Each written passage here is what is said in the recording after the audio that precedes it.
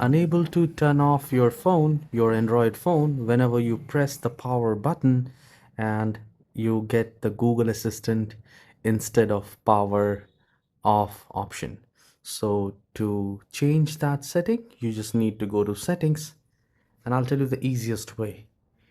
Now here, you don't have to look for anything, just look for the search and click on that and type power space button. You will find side button or power button.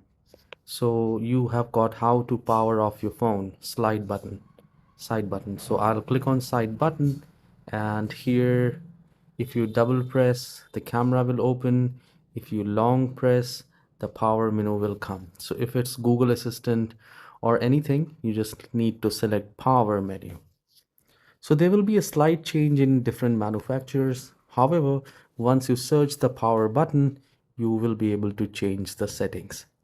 And if this tutorial is helpful, don't forget to hit the like and subscribe. Have a wonderful day.